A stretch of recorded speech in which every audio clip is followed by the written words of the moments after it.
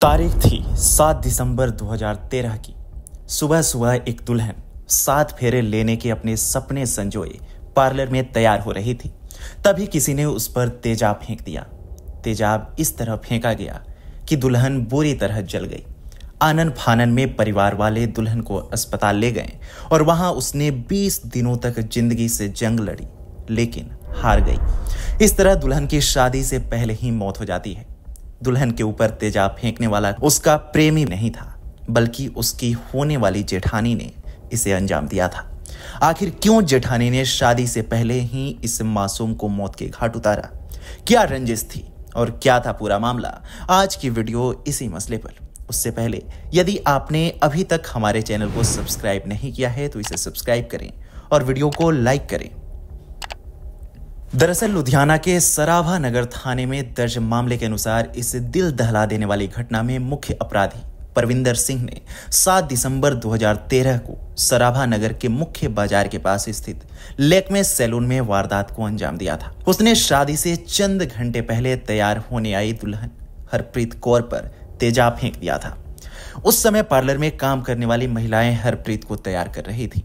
आरोपी परविंदर सिंह मुंह पर कपड़ा बांधे और हाथ में तेजाब से भरा मग लेकर आया और हरप्रीत को नाम से पुकारने लगा।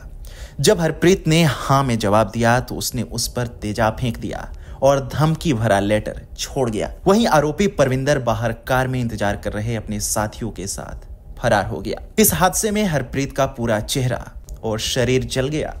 झुलसी दुल्हन को तुरंत डीएमसी लुधियाना में भर्ती कराया गया, जहां उसकी गंभीर हालत को देखते हुए डीएमसी से मुंबई के एक अस्पताल में शिफ्ट किया गया। वहां इलाज के दौरान 27 दिसंबर 2013 को उसकी मौत हो जाती है। दविंदर कौर ने बताया कि उनकी बेटी के इलाज का खर्च करीब 6 लाख रुपए आया था। पंजाब के तत्कालीन वित्त मंत्री परमिंदर ढींढसा हरप्रीत के अंतिम संस्कार में शामिल होने आए और परिवार को 5 लाख रुपए का चेक दिया, लेकिन सारा पैसा केस लड़ने में ही खर्च हो गया।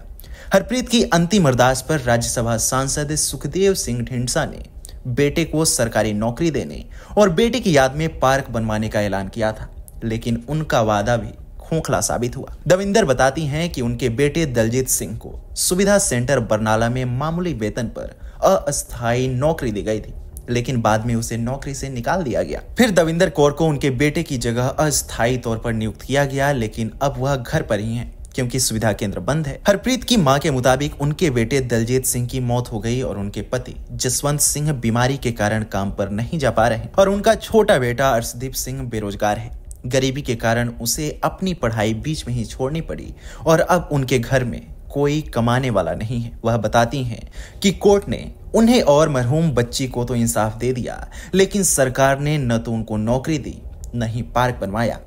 दविंदर कौर अपनी बेटी को न्याय दिलाने के लिए लड़ती रही। आरोपियों ने उन्हें केस वापस लेने के लिए 60 लाख रुपए का ऑफर भी दिया, लेकिन वह अपनी बेटी की आत्मा को न्याय दिलाना चाहती थी, इसलिए उन्होंने उनके ऑफर को ठुकरा दिया था। लुधियाना कोर्ट में इस केस के लिए 300 से ज्यादा तारीखें तय की गई, लेकिन आखिरकार 25 दिसंबर 2016 को लुधियाना कोर्ट ने सभी आरोपियों को उम्र कैद की सजा सुनाई थी। एसिड अटैक मामले में मुख्य आरोपी अमृतपाल कौर और परविंदर सिंह को उम्र कैद की सजा सुनाई गई। इसमें खास बात यह है कि उम्र कैद के लिए दोनों को कम से कम 25 साल जेल में बिताने होंगे, जबकि अन्य आरोपी सनीप्रीत सिंह, जसप्रीत सिंह, गुरसेवक सिंह, राकेश कुमार को भी उम्र कैद की सजा सुनाई गई, लेकिन उनके लिए कोई विशेष प्रावधान नहीं है। जजमेंट राइटर तेजिंदर कपूर के मुताबिक यह एक ऐतिहासिक फैसला था, जिसमें मुख्य आरोपी को उम्र कैद की सजा होने पर 25 साल जेल में बिताने होंगे। हालांकि इस केस के 7वें आरोपी अश्विनी कुमार को अदालत ने सबूतों के अभाव में रिहा कर दिया था, जिस पर दोषियों का सहयोग करने का इल्जाम था। हरप्रीत की मां के अनुसार इस मामले में मुख्य आरोपी अमृतपाल कौर